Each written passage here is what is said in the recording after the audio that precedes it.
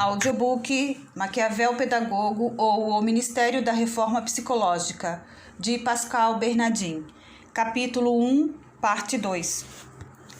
O conformismo. A tendência ao conformismo foi estudada por Arsch em sua célebre experiência.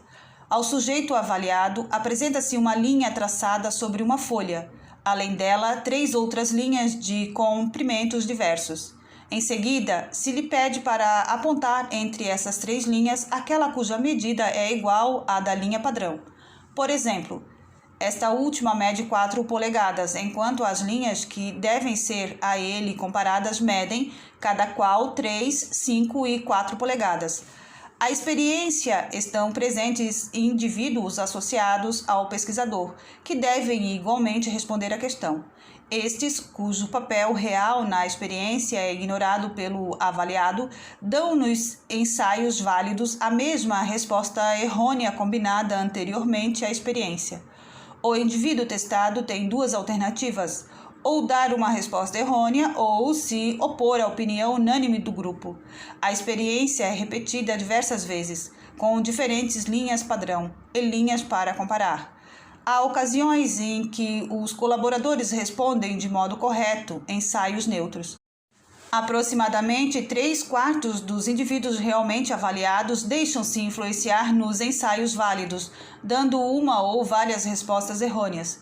Assim, 32% das respostas dadas são errôneas, mesmo que a questão não ofereça naturalmente qualquer dificuldade. Na ausência de pressões, o percentual de respostas corretas chega a 92%.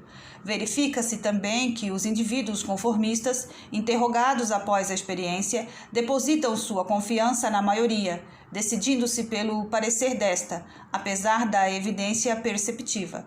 Sua motivação principal está na falta de confiança em si e em seu próprio julgamento. Outros conformaram-se à opinião do grupo para não parecerem inferiores ou diferentes. Eles não têm consciência de seu comportamento. Assim, a percepção de uma pequena minoria de sujeitos avaliados foi modificada. Seus membros enxergaram as linhas tais como a maioria as descreveu. Lembremos que o indivíduo não sofria qualquer sanção caso errasse ao responder. Da mesma forma que, na experiência de Milgram, ninguém se iria opor a quem desejasse abortar a experiência.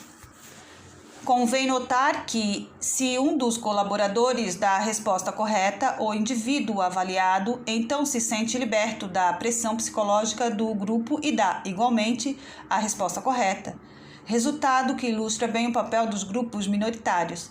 A realidade social, contudo, é para estes bem menos favorável, uma vez que as pressões ou sanções são aí muito mais intensas. Normas de grupo. A célebre experiência de Sherry sobre o efeito autocinético evidencia a influência exercida por um grupo sobre a formação das normas e atitudes de seus membros. A experiência desenrola-se assim. Tendo-se instalado um indivíduo sozinho em uma sala escura, pede-se-lhe que ele descreva os movimentos de uma pequena fonte luminosa, a qual, na verdade, acha-se imóvel. O sujeito, não encontrando nenhum ponto de referência, logo começa a perceber movimentos erráticos, efeito autocinético. Após algum tempo, passa a considerar que a amplitude dos movimentos oscila em torno de um valor médio, que varia de indivíduo para indivíduo. Se, ao contrário, a experiência é realizada com vários indivíduos observando a mesma fonte luminosa e partilhando entre si suas observações, surge logo uma norma de grupo a qual todos se conformam. No caso de, posteriormente, um indivíduo ser deixado só, ele permanece, ainda assim, conformado àquela norma de grupo. Tendo-se repetido a experiência, propondo agora ao sujeito outras questões ambíguas, estimativas de temperatura, julgamentos estético e etc. Constatou-se que, quanto mais difícil era formular um julgamento objetivo, mais estreita se fazia a conformidade à norma de grupo. Sherry realiza esses resultados até, aspas, o estabelecimento de normas sociais, como os estereótipos, as modas, as convenções, os costumes e os valores, fecha aspas. interrogando-se sobre a possibilidade de fazer com que o sujeito adote uma norma prescrita, ditada por influências sociais específicas.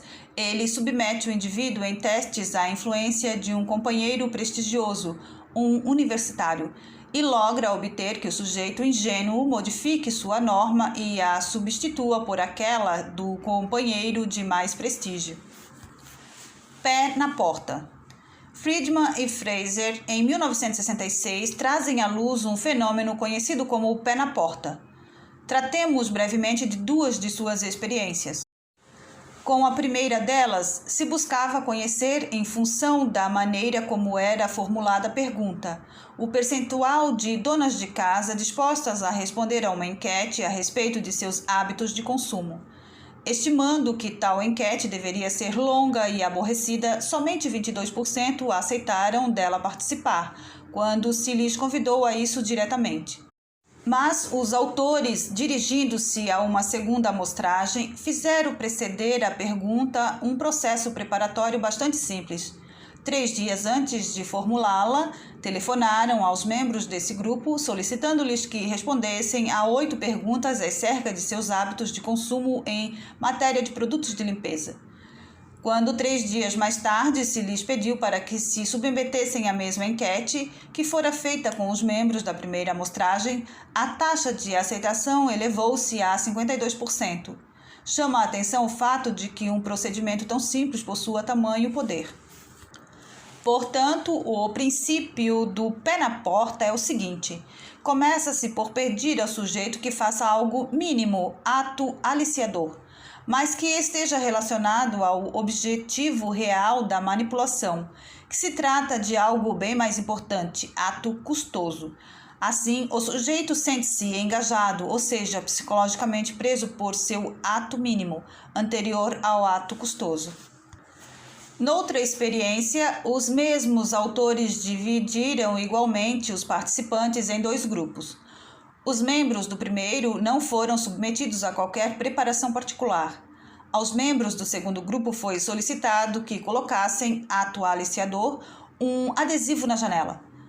Pediu-se em seguida aos membros dos 2 grupos que instalassem cada qual em seu jardim uma grande placa, que chegava a encobrir parcialmente a fachada da casa, a qual recomendava prudência aos motoristas.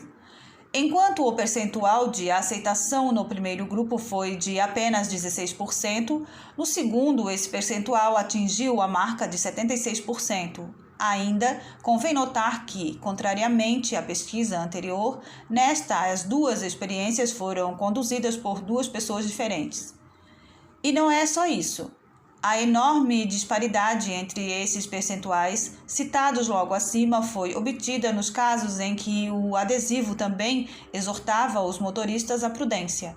A atitude era a mesma, ser favorável a uma conduta mais prudente, tanto ao ato aliciador, fixar um adesivo, quanto ao ato custoso, instalar em seu jardim uma placa sem graça.